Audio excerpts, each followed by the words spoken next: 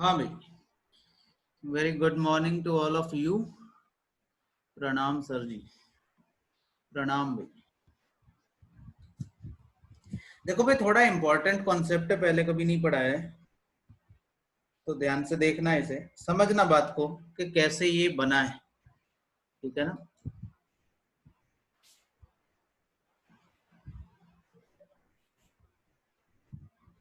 देखो भाई ध्यान से, अब समझना बात को। अगर मैं लिखूं 2/3 या लिखूं 4/6, तो दोनों का मतलब सेम ही है। जरा ध्यान से देखो, दोनों का मतलब एक ही तो है भाई। ये भी 2/3 ही है और ये भी 2/3 है। कहने का मतलब कि अगर हम रेशियो को मल्टीप्लाई करें किसी भी सेम नंबर से, तो उसकी वैल्यू सेम ही रहती है। जैसे मैंने रेशियो को देखो दो तरीके से लिख सकते हैं, हम पहले भी बात कर चुके हैं कि रेशियो को ऐसे भी लिख रख सकते हैं 2:3, और ऐसे भी लिख सकते हैं 2/3। दोनों रेशियो है, ठीक है ना। अगर मैं इनको 2 से मल्टीप्लाई कर दूं दोनों को, तो क्या आ जाएगा 4:6। लेकिन ये है अभी 2:3, ठीक है ना। कोई नई बात नहीं, अभी भी 2:3 ही है। अगर मैं इसे 3 से मल्टीप्लाई कर दूं, तो ये आ जाएगा 6:9। ध्यान देना भाई, बड़े काम की बात। अगर हम किसी अगर हम किसी रेशियो को किसी भी सेम नंबर से मल्टीप्लाई करते चले जाते हैं, तो उससे जो रेशियो आता है वो सेम ही होता है। जैसे इस 6 और 9 को 3 से काट दोगे, फिर 2 3 आ जाएगा। 4 और 6 को 2 से काट दोगे, फिर 2 3 आ जाएगा। मतलब ये 2:3 ही है, लेकिन उसके मल्टीपल है, ठीक है ना। तो जब मैं कहता हूं 2/3 लिखूं या 4/6 लिखूं, तो सेम ही वैल्यू है, ठीक है ना, दोनों इक्वल ही है। और अगर मैं इसे 6/9 लिखता, तब भी सेम ही वैल्यू है। सही है। तो इन तीनों को बराबर लिखा जा सकता है। 16वां क्वेश्चन एक बार फिर से बताना भाई, आपने वीडियो नहीं देखा दोबारा से? आकाश, अगर आपको एक बार में ना आए समझ में, तो आप YouTube पे वीडियो क्लास पड़ी होती है, उसे दोबारा से देखो। फिर भी ना समझ में आए तो फिर दोबारा मुझसे पूछो, ठीक है ना। अब इसी ध्यान से समझो, ये बड़े काम का कॉन्सेप्ट है। मैं आपसे क्या कह रहा हूं, फिर भी नहीं आएगा तो मैं बताऊंगा, क्योंकि सारे लोगों का टाइम क्लास में खराब होता है, बाकी लोगों का भी। तो एक बार आप वीडियो देख लिया करें, ठीक है ना। वो रखा ही इसलिए वहां पे कि आपको बाद में कोई डाउट हो तो आप जाके वहां पे देख सको। समझ रहे हैं ना। देखो ध्यान से, 2/3 भी वही है जो 4/6 है, वही 6/9 है। अभी देखो कॉन्सेप्ट समझना। अगर मैं इन सबको ऐड कर दूं, न्यूमरेटर को या अंश को ऐड कर दूं, तो क्या आएगा 2+4+6। और अगर इसके हर को ऐड कर दूं, तो 3+6+9। 3+6+9, जरा जोड़ के देखो क्या नतीजा आता है। 6×4=10, तो 12। 3×6=9, 9 18। और अगर आप इसे काटोगे, फिर से क्या आएगा 2/3। देखो कॉन्सेप्ट बनाने की कोशिश कर रहे हैं, मैं आपको बेसिक से बता रहा हूं बात। अगर मैं लिखूं 2/3 बराबर 4/6 बराबर 6/9, क्योंकि ये सब 2/3 के ही मल्टीपल है, तो आप कहोगे कि इनके अंश को अगर जोड़ दें सबको और हर को जोड़ दें सबको, तो भी वही वैल्यू आएगी जो असल में इसकी है। लेकिन आप ऐसे समझे कि अगर मैं पहले दो को जोड़ दूं, आखिरी वाले को घटा दूं, ठीक है ना, इसमें बनेगा नहीं, क्योंकि जीरो आ जाएगी बात। जैसे ऐसे मान लो कि पहले को जोड़ दूं, दूसरे को घटा दूं, तीसरे को जोड़ दूं, बटे पहले को जोड़ दूं, दूसरे को घटा दूं, तीसरे को जोड़ दूं। तो इसे सॉल्व करने पर भी क्या आएगा, 6×2=8। 8 में से 4 जाएगा 4, बटे 6×3=9। 9 में से 6 जाएगा, सॉरी 9×3=12। 12 में से 6 जाएगा 6, तो भी कितना आएगा 2/3। कहने का मतलब है कि अगर कभी इस तरह से इक्वल में वैल्यू दे रखी हो, तो उनको जोड़ने और घटाने, लेकिन ध्यान देना कि जिस टर्म को घटाया गया है उसी टर्म को घटाया जाना चाहिए। जैसे देखो इस क्वेश्चन में देखें, तो P/Q, R/S, T/U और V/W का रेशियो कितना है, 5/7। यहाँ पे देखो P और R को जोड़ा है और Q और S को जोड़ा है, देखो सेम वैल्यूज को ऐड किया है, P और R को, Q और S को, और फिर T और V को घटा दिया है, T और V को लेस कर दिया है, U और W को भी लेस कर दिया है। ऐसी सिचुएशन में इक्वल्स टू क्या होना चाहिए, ये 5/7 ही आना चाहिए, क्योंकि यहाँ पे क्या वैल्यू है इससे ज्यादा फर्क नहीं पड़ता, क्या वैल्यू है इससे ज्यादा फर्क नहीं पड़ता, लेकिन वैल्यू सेम है, मतलब सेम रेशियो में है। समझ रहे बात को? तो क्या जोड़ा, दोनों जोड़े, दो घटा दिए, तो इनको कैसे भी जोड़े घटाएं, यहाँ पे हमें नतीजा निकाला है अपने एक्सपीरियंस से कि इनको जोड़ने घटाने पर सेम वैल्यू आ जाती है जो असल में वैल्यू होती, बाकी सब कुछ कट जाता है। मतलब इसका आंसर कितना होना चाहिए, 5/7 होना चाहिए। हालांकि इस ऑप्शन में 0 नहीं होना चाहिए, कुछ और होना चाहिए, इसे चेंज कर दो, 0 आंसर नहीं है। एक कंडीशन में 0 आंसर हो सकता है कि अगर हम इन सारी वैल्यूज को सेम ही मानेंगे तो जोड़ने और घटाने पे ये 0 आ जाएगा।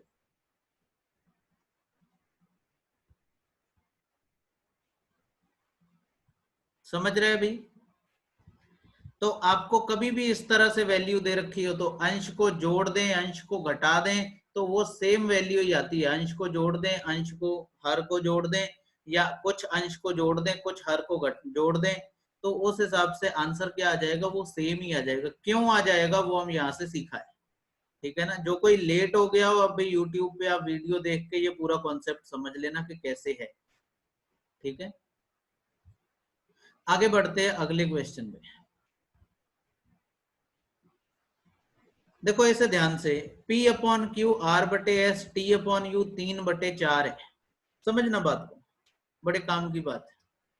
देखो अगर P/Q R/S T/U 3/4 है, तो बताओ P/Q का अगर मैं स्क्वायर कर दूं तो P²/Q² बराबर हो जाएगा R²/S², बराबर ही होगा भाई T²/U², और इनका भी स्क्वायर करेंगे तो ये कितना आएगा, 9/16 आएगा, ठीक है।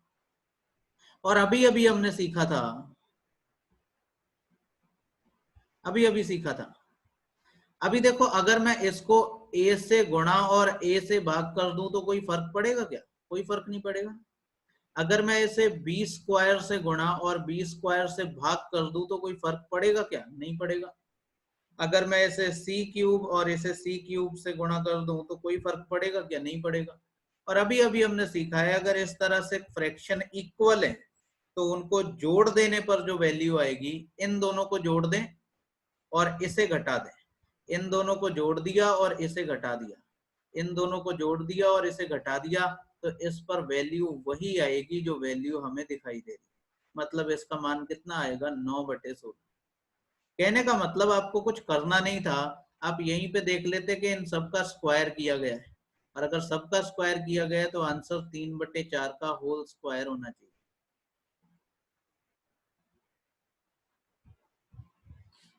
समझ रहे अभी बात को, 9/16।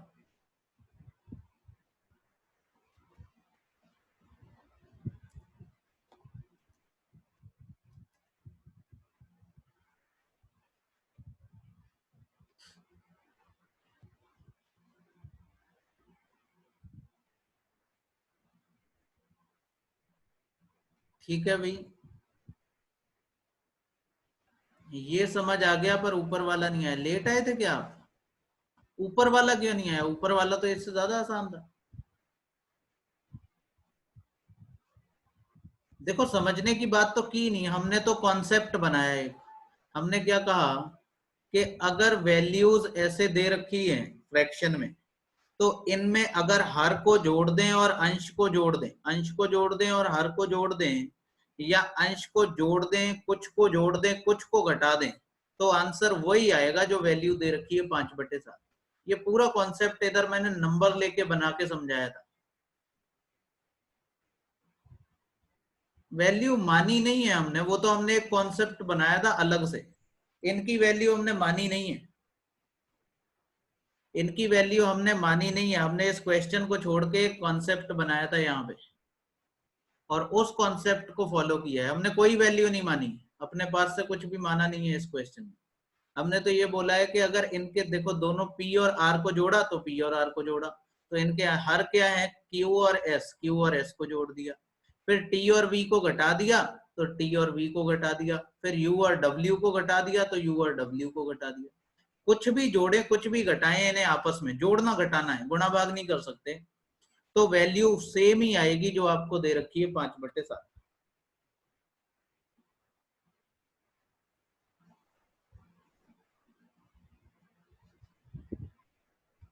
हमने इनमें से किसी को भी कुछ माना नहीं है, हमने एक कॉन्सेप्ट बनाया है। ये बात आपको याद रखनी है कि ऐसे होता है, ठीक है ना। और क्यों होता है वो मैंने इधर बताया था।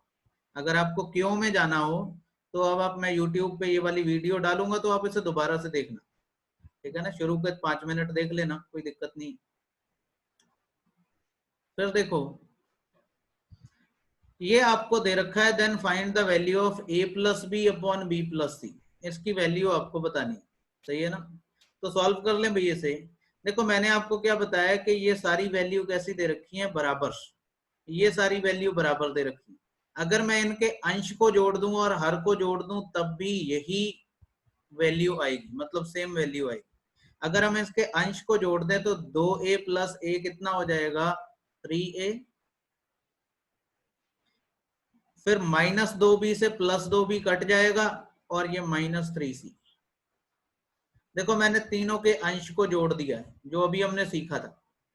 हर को जोड़ लेते हैं, c और -3c, -3c में से c चला जाएगा, कितना बचेगा -2c। और b से कट जाएगा, एक प्लस का एक माइनस का, और बचेगा 2a। 3a - 3c upon 2c minus 2a - 2c। अगर हम इनके अंश को जोड़ दें और हर को जोड़ दें तो ये वैल्यू आ रही है, आप जोड़ के देखें। और इसमें से अगर 3 कॉमन ले लें और इसमें से 2 कॉमन ले लें तो बाकी कट जाएगा, a - c, a - c। मतलब इन तीनों के बराबर वैल्यू क्या आ गई है, 3/2। इन तीनों की वैल्यू कितनी आ गई है, 3/2 ये है, 3/2 ये है, 3/2 ये। लेकिन अभी हमें एबीसी की अलग अलग वैल्यू चाहिए। तो अगर हम पहले वाले स्टेप को देखें तो यहां से हम 2 वैल्यू फाइंड कर सकते हैं, मतलब वैल्यू ना सही तो उनका रेशियो फाइंड कर सकते हैं। 2/c भी किसके बराबर होगा, 3/2 के बराबर होगा। बताओ होगा कि नहीं। यहां तक किसी को दिक्कत है तो अभी बताओ, हम यहीं से वापस चलेंगे, कमेंट करो। और अगर आपको दिक्कत भी है और आप कमेंट भी करने की हिम्मत नहीं कर पा रहे हैं तो भाग जाओ, ये आपका फील्ड नहीं है, आप गलत फील्ड में आ गए। समझ रहे हो ना। अगर आपको समझ भी नहीं आ रहा है और आप में पूछने की भी हिम्मत नहीं है तो आप बिल्कुल गलत फील्ड में आ गए हो, निकल जाओ यहाँ से, कोई फायदा नहीं है, आप कहीं नहीं पहुंचने वाले हो।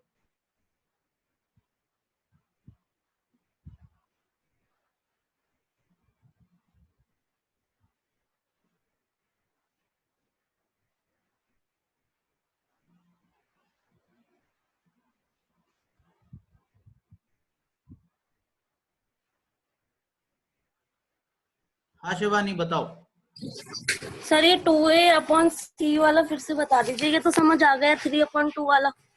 देखो भाई ये जो 3/2 आया ये किसकी वैल्यू है, ये जो 3/2 आया ये किसकी वैल्यू है, ये इसकी भी वैल्यू है, ये इसकी भी वैल्यू है, ये इसकी भी वैल्यू है। यही तो हमने ओके ऊपर सर। सीखा था पीछे वाले क्वेश्चंस में। क्या सीखा था हमने, जी जी। कि अगर हम इन वैल्यूज के अंश को जोड़ दें सबको और हर को जोड़ दें सबको तो सेम वैल्यू आती है। ये 5/7 जी किसकी वैल्यू है, ये P/Q की भी वैल्यू है, R/S की भी वैल्यू है, T/U की भी वैल्यू है, V/W की भी वैल्यू है। तो ये 5/7 इन सबकी अलग अलग वैल्यू, क्योंकि सारे देखो आपस में क्या दे रखे हैं, बराबर। तो जब यहाँ पे बराबर। 3/2 वैल्यू आई है तो ये 3/2 वैल्यू किसकी आई है, ये पहले वाले 2a/c की भी वैल्यू है, a-2b/b-3c की भी वैल्यू है, और इस तीसरे फ्रैक्शन की भी वैल्यू है। सबकी वैल्यू कितनी है, 3/2। ठीक है सर। समझ रहे हैं ना। तो ये जब जी 3/2 सबकी वैल्यू है, हमें एबीसी की अलग अलग वैल्यू चाहिए ताकि हम इसमें पुट कर सकें। तो हमें इन तीनों में जी से सबसे इजी कौन लग रहा है, ये वाला लग रहा है, तो हमने इसके बराबर किसे रख दिया, 3/2 को। और अगर इसे सॉल्व करोगे तो a/c कितना आ जाएगा, उधर से म्यूट कर दो आप अपना, वो a/c कितना आ जाएगा, 3/4। a/c की वैल्यू कितनी आ गई, 3/4। मतलब a अगर 3 है तो c कितना है, 4 है। और अब इन दोनों की वैल्यू को रख के हम कहीं से b की वैल्यू फाइंड कर लेते हैं, ठीक है ना। इन दोनों की वैल्यू रख के, चाहे तो आप लास्ट वाले में रख लो चाहे सेकंड वाले में रख लो। देखो सेकंड वाला क्या है, a-2b, अच्छा क्वेश्चन है, b-3c। अब इसमें a और c की वैल्यू पुट कर देते हैं, एक ही जगह 3 रखेंगे तो ये हो जाएगा 3-2b। ये इक्वल किसके, ये भी 2/3, 3/2 के बराबर है भाई, ये भी 3/2 के बराबर है। ये जो 3/2 वैल्यू है, ये इसकी भी वैल्यू है, इसकी भी वैल्यू है, इसकी भी वैल्यू है, समझ रहे हैं ना। तो अब ध्यान से देखो भाई, अगर हम 3-2b यहाँ पे a की वैल्यु रख दी और यहाँ पे b की वैल्यू रख देते, c की वैल्यू 4 है, तो b-3 × 12 बराबर कितना, 3/2। सॉल्व कर लो, 2 की इधर गुणा करेंगे 6 आएगा, -4b, 6 - 4b बराबर 3 की इधर गुणा करेंगे तो 3b - 36, मतलब 4b इधर जाएगा 7 हो जाएगा, 7b बराबर 42, मतलब b की वैल्यू आ जाएगी 6। सही, b की वैल्यू आ गई 6। अगर b की वैल्यू 6 आ गई, अब कोई समस्या नहीं है, इसमें वैल्यू पुट कर दो, a + b, a का मान है 3, b का मान है 6, तो 6×3 = 9, b + c, b का मान है 6, c का मान है 4, तो 6×4 = 10, 9/10। आंसर आएगा 9/10। अनुभव गलत आंसर है भाई आपका, 18/19। प्रज्ञा सही आंसर, दीपक सही है, आयुष मिश्रा सलोनी। ये जो आप लोगों को शीट दी है शायद उसमें आंसर गलत है, तो आप लोग उसमें आंसर सही कर लेना।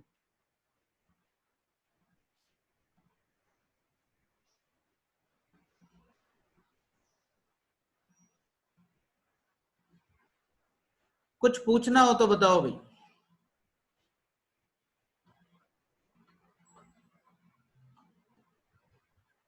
हमने एक कॉन्सेप्ट बनाया और जिस जिसको नहीं समझ में आया, जो जो लेट आए थे, वो लोगों को मैं फिर कह रहा हूँ, यूट्यूब पे जाना, थोड़ी देर बाद 1 घंटे बाद मैं वीडियो डाल दूंगा, जब ये क्लास खत्म होगी उसके आधे घंटे के अंदर अंदर डाल दूंगा, तो आप उसमें शुरू से देखना, क्योंकि आप लेट हो गए हैं तो अब आप यहां से इस क्वेश्चन को नहीं पकड़ सकते। बी की वैल्यू सर 42 नहीं आएगी भी, देखो ये माइनस का 4b इधर जाएगा तो 3b और 4b जुड़ जाएगा, आपने शायद घटा दिया है, तो 4×3 = 7b हो जाएगा, और ये 36 इधर आएगा तो प्लस का हो जाएगा, 36 × 6 = 42, 7b बराबर 46, b बराबर 6 आएगा। साजिद बताओ आ रहा है कि बताऊं, आपने इन दोनों को घटा दिया, ये घटेंगे नहीं, जुड़ जाएंगे, क्योंकि b माइनस का इधर उधर जाएगा प्लस में हो जाएगा।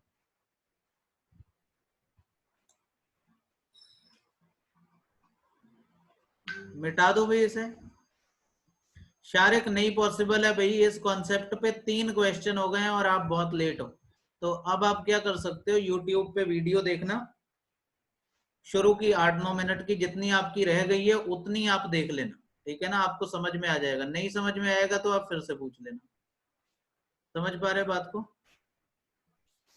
जो लोग लेट हो जाते हैं वो बाद में यूट्यूब पे देखा करें, क्योंकि अगर ऐसे आप लोग लेट होते रहेंगे और मैं सबको बताता रहूंगा तो क्लास कभी आगे नहीं बढ़ेगी, ठीक है। अब देखो ये बिल्कुल सेम ही है। अब जो लोग बहुत लेट आए हैं, जिन्होंने ये कॉन्सेप्ट समझा ही नहीं है,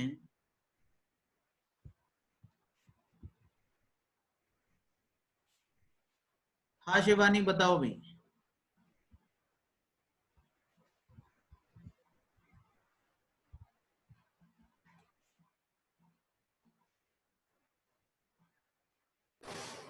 शिवानी सर ये बताओ। पहले नहीं किया क्या नहीं किया।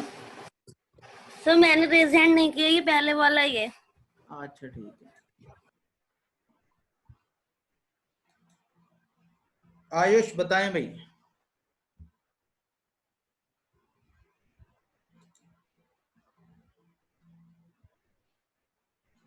आयुष आपने हाथ उठाया भाई, मैंने आपको अनम्यूट किया है, बताएं। सर गलती से उठ गया है क्या?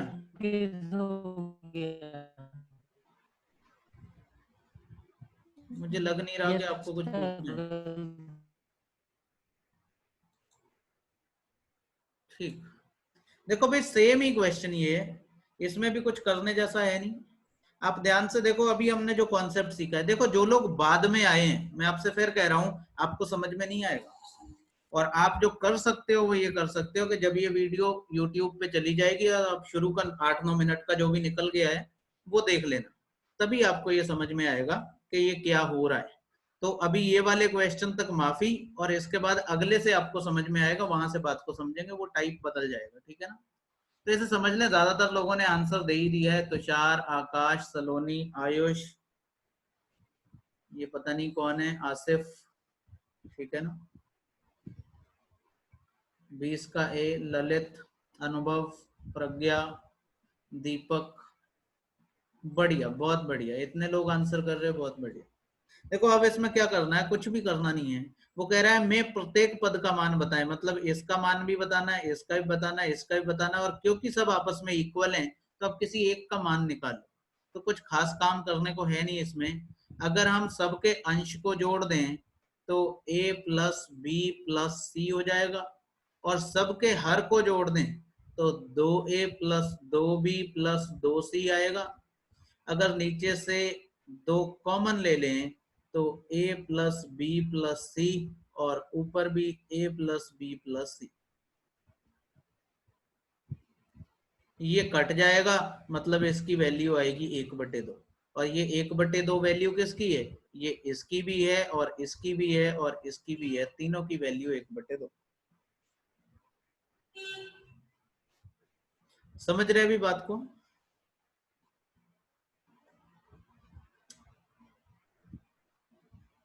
मुझे लग रहा है जब तक लॉकडाउन खत्म होगा तब तक बालों का पता नहीं क्या होगा।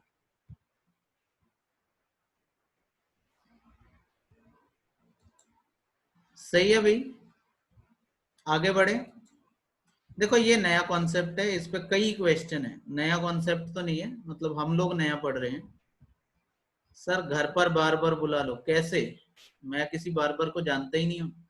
ये हमारे पड़ोस वाला जो था, इसके यहाँ मैं 2 महीने में एक बार जाता था, अब ये मुझे जानेगा ही क्या? नंबर का तो मतलब ही नहीं है, मेरे पास है ही नहीं। देखो इस पे बहुत सारे क्वेश्चन है, 21 से लेके 27, 28, 29, 30, 31, 21 से लेके 31 तक 11 क्वेश्चन है इसी एक कॉन्सेप्ट पे। तो ध्यान से देखें, आज यही हो पाएगा मुझे लग रहा है, ठीक है। देखो कुछ खास है नहीं, आपको अनुक्रमानुपाती और व्युत्क्रमानुपाती समझना है। अनुक्रमानुपाती ये दिख रहा है हमें, या डायरेक्टली प्रोपोर्शनल, ठीक है ना, डायरेक्टली प्रोपोर्शनल और इनवर्सली या इनडायरेक्टली प्रोपोर्शनल। जैसे आप एक फॉर्मूला सारे लोग जानते हैं कि चाल बराबर स्पीड बराबर दूरी बटे समय होता है, दूरी बटे समय होता है, speed equals to distance upon time. तो यहाँ पे अगर आप समझें तो स्पीड जो है वो दूरी के, चाल जो है वो दूरी के डायरेक्टली प्रोपोर्शनेट होती है, जिसे समानुपाती भी कहते हैं, अनुक्रमानुपाती भी कहते हैं। और चाल जो है वो समय के व्युत्क्रमानुपाती होती है या इनवर्सली प्रोपोर्शनेट होती है। इससे आप समझ ही रहे होंगे, जब मैं कहता हूं चाल समय के व्युत्क्रमानुपाती होती है तो हम इसे ऐसे लिखते हैं कि स्पीड इनवर्सली प्रोपोर्शनेट होती है टाइम की। मतलब अगर टाइम बढ़ता है तो चाल घटती है, चाल घटती है तो टाइम बढ़ता है।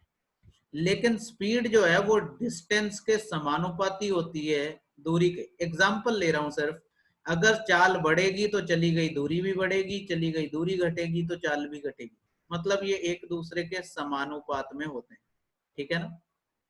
अब देखो छोटी दूसरी बात है जो आपको कुल मिला के रट ही लेनी है, क्योंकि हम बहुत बेस में इसके नहीं जा रहे हैं। जैसे वो कह रहा है X varies inversely as Y square minus 1, X Y square minus 1 के व्युत्क्रमानुपाती है। तो जो कहना चाहता है, अगर इस बात को आप मैथ्स की भाषा में लिखेंगे तो आप क्या कहेंगे, x इनवर्सली प्रोपोर्शनेट है किसके, 1/y² - 1। जब वो कह रहा है व्युत्क्रमानुपाती है, मतलब ये इसके अपॉन में आएगा, 1/y² - 1। ठीक है। और अक्सर इस वाली वैल्यू के लिए अगर हम इक्वल लगाना चाहते हैं, अगर हम इसे बराबर में लिखना चाहते हैं, तो यहाँ पर कोई कांस्टेंट वैल्यू जो इस इक्वेशन को बैलेंस करती है उसे हम लिख लेते हैं। ये हमें पता नहीं है कि क्या है, हम बस इसे लगा लेते हैं कि कोई कांस्टेंट वैल्यू। अब इस इक्वेशन को हम ऐसे लिखते हैं, कुल मिला के हम इसके बेस में नहीं जा रहे हैं, आपको ये रट ही लेना है कि ये साइन अगर हटा के ये लगाना है तो यहाँ पे हमें के लगाना है। आप किसी भी साइड लगा दो के, चाहे इधर लगा दो चाहे इधर, कोई फर्क नहीं पड़ता, लेकिन बराबर लगाने के लिए आपको के लगाना है। अब देखो इसमें से ये जो इक्वेशन है यही आपका मेन जो है इक्वेशन रहेगी, और इसमें दो तरह की वैल्यू दे रखी होंगी। पहले एक बार इनकी वैल्यू दे रखी होगी, हमें के फाइंड करना होगा, जब के पता लग जाएगा तो इनमें से कोई एक वैल्यू देके दूसरी पूछ लेगा। जैसे इस क्वेश्चन में जाओ तो कह रहा है कि अगर y बराबर 8 हो तो x का मान 13 है, अगर y की जगह 8 रख दें तो x 13 है। मतलब इस इक्वेशन में अगर हम इनकी वैल्यू रखें तो ये आ जाएगा 13 बराबर 8 का स्क्वायर - 1। 8 का स्क्वायर कितना होता है 64, 64 में से एक जाएगा 63, मतलब k की वैल्यू कितनी आ जाएगी 13 × 63। समझ के बात को, जैसे नहीं समझ में आएगा अभी बोलेगा पहले ही क्वेश्चन पे। मतलब इससे हमने ये लिख लिया, तो आपको पता होना चाहिए इनवर्सली प्रोपोर्शनेट बोला है तो बटे में लिखना है, डायरेक्टली प्रोपोर्शनेट बोला है तो ऊपर लिखना है। और फिर इस साइन को हटाने के लिए हमें के लगाना है, इसे बराबर लिख देना है, फिर जो वैल्यू इनकी दे रखी है उसे इसमें पुट कर देना है, जिससे आप के की वैल्यू निकाल सको। ठीक है ना, के की वैल्यू निकाल सको। के की वैल्यू आ गई 13 × 63।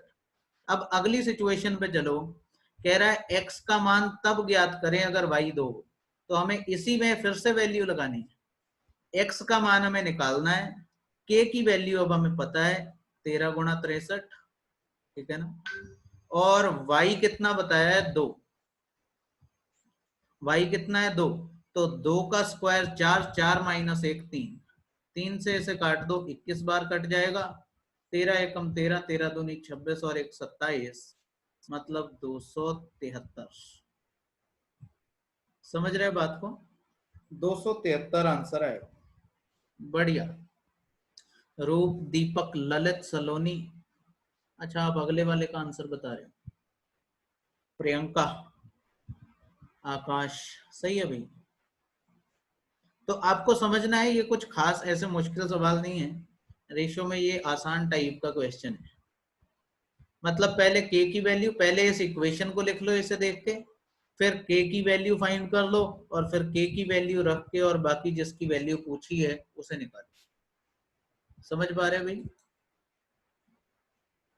अगले पे चले, ये काफी आसान है।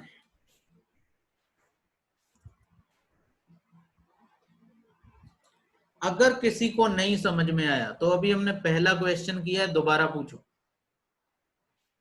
अभी पूछो। तीसरे क्वेश्चन पे आके जाके आप ये नहीं पूछ सकते कि आपको कॉन्सेप्ट समझ नहीं आया। जैसे पिछले वाले टाइप में हुआ, कई लोग लेट हो गए, फिर ऐसे बात नहीं बनती। जो नहीं समझ में आएगा हर एक टाइप के पहले ही क्वेश्चन पे बताओगे कि साहब हमें समझ में नहीं आया। साहब नहीं बोलो अगर नहीं माने तो, लेकिन ये तो बोलो कि हमें समझ नहीं आया। जैसे कल की बात है, एक स्टूडेंट चैट पे पूछ रहा था कि तुम यार ये बताओ, तो तुम यार ये बताओ, सही है भाई। देखो ध्यान से, एक्स अनुक्रमानुपाती है वाई के, इसका मतलब आप क्या निकालते हैं कि एक्स डायरेक्टली प्रोपोर्शनेट है वाई के, और अगर इस वाले साइन को हटाना है तो हमें किसी एक तरफ के लगाना पड़ेगा। के की वैल्यू क्या हो जाएगी, एक्स बराबर के वाई। मतलब टोटल इक्वेशन कैसे लिखेंगे, एक्स बराबर के। अब कुछ भी नहीं, आपको दो सिचुएशन दी, एक सिचुएशन से आप के की वैल्यू निकाल लोगे। मतलब पहली सिचुएशन क्या है अगर y बराबर 8 है तो x बराबर 22 है, तो x की जगह 22 रख दो, y की जगह 8 रख दो, तो k का मान कितना आ जाएगा 11/4, k का मान आ जाएगा 11/4, 22/8 मतलब 11/4। अब वो कह रहा है कि x का मान ज्ञात करो जब y 12, तो इसमें देखो x का मान आपको बताना है, k की वैल्यू हमें पता है 11/4 और y का मान हमें दे रखा है 12। कुछ है नहीं करने को, 11 या 33, आंसर होना चाहिए 33। बहुत बढ़िया, 22 का आंसर 33 है, 23 का आंसर 35 है, बहुत बढ़िया भैया, गलती से लिख गया था यार। मैं तुम्हारी बात नहीं कर रहा हूँ, एक दूसरा लड़का था, उसने चैट पे कहा था, मतलब ग्रुप चैट में नहीं था, पर्सनल चैट में बोला था कि तुम एक बात बताओ यार, तो उसकी दोनों बातें अच्छी लगी मुझे, एक तुम और एक यार। 23 का 35, सब 23 पे पहुंच गए, मैं 22 पे रह गया। सही है, आप लोग तरक्की कर रहे हो भाई।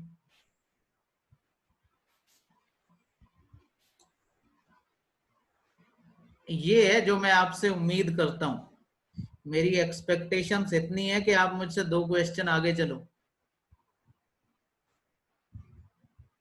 बहुत बढ़िया, शाबाश। ललित, सलोनी, रूप, प्रियंका, दीपक, वर्तिका, दीपक, तुषार, आज कृति नहीं आई है, उसका कोई आंसर नहीं आ रहा है।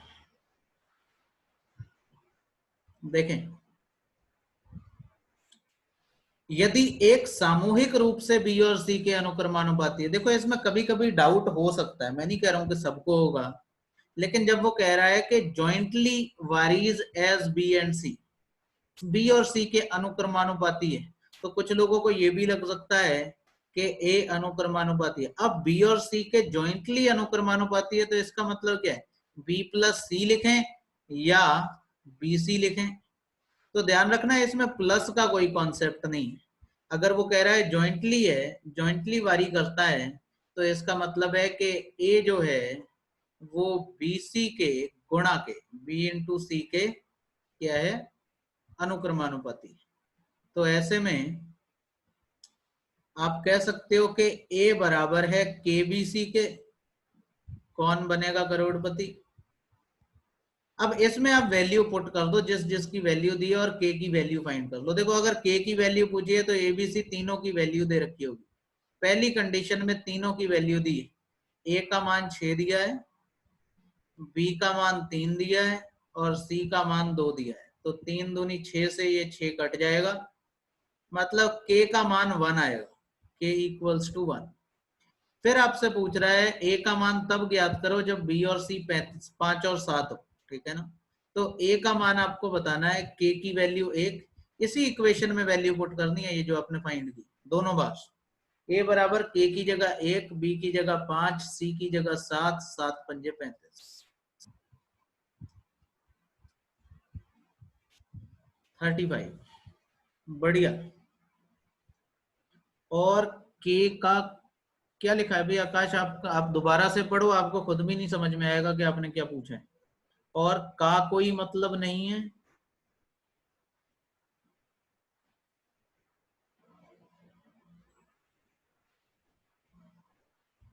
क्योंकि इस पूरे क्वेश्चन में कहीं पे और नहीं है।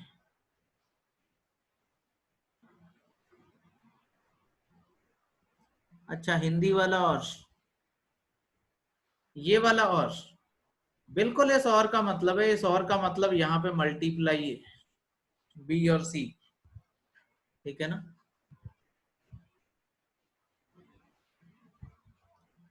इस और का यही मतलब है। एक क्वेश्चन और देख लेते हैं इससे पहले ये सेशन एक्सपायर हो।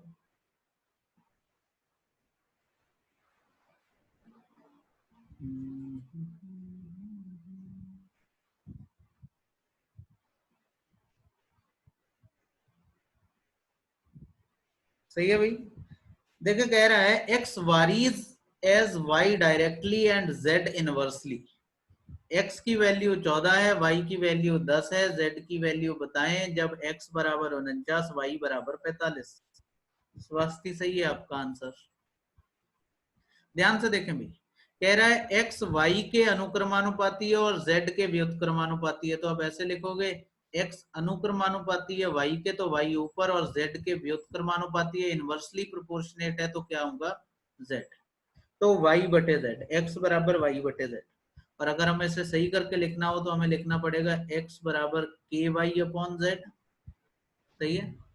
अब देखो इसमें x की वैल्यू गिवन है 14, y की वैल्यू गिवन है 10 और z की वैल्यू गिवन नहीं है। तो अगर आप k की वैल्यू पहली इक्वेशन से ना निकाल पाते हो, जो कि इससे नहीं निकलेगी क्योंकि इसमें दो वेरिएबल है भाई, इसमें दो वेरिएबल है,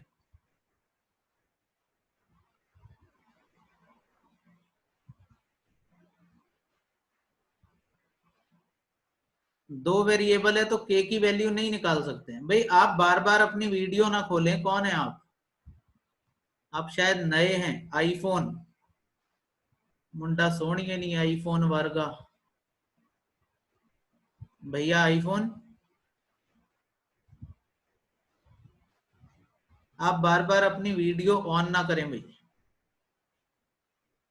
तो ध्यान रखो कि अगर यहाँ पे हम k की वैल्यू नहीं निकाल सकते हैं तो हम इससे आगे नहीं बढ़ सकते। अगर उसने z की वैल्यू दी होती तभी हम k की वैल्यू फाइंड कर पाते, और अगर आप k की वैल्यू फाइंड नहीं कर पा रहे हो इसका मतलब आपका आंसर होना चाहिए कैंट बी डिटरमाइंड, ज्ञात नहीं किया जा सकता है।